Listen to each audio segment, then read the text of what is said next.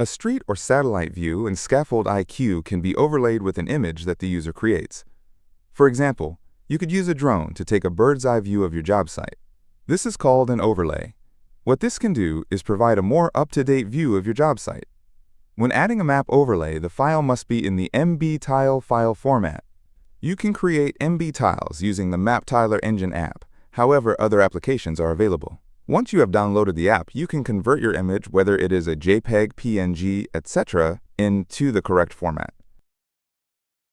Click and drag a file onto the app, or select Open File. Once you've selected a file, select Assign Location visually. Two maps will appear. One of them is your image and the application map. On the map on the left, find your location. You can use the search icon if required.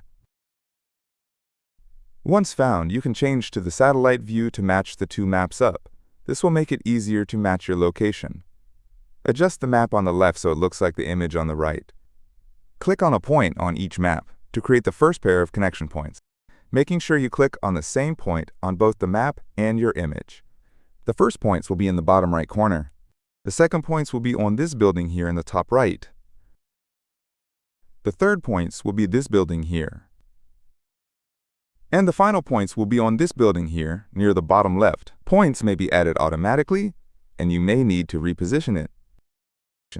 Click Overlay to place the image on top of the map, and then click and drag the image until it aligns with the map.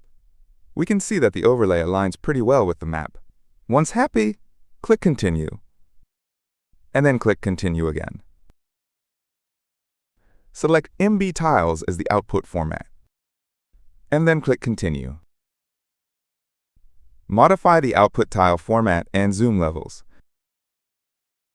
Click Continue and save the file. Select whether to upload the output to the cloud or skip this stage. Click Continue. The app will begin the process of creating the file. When done, you will be able to add the overlay file on ScaffoldIQ.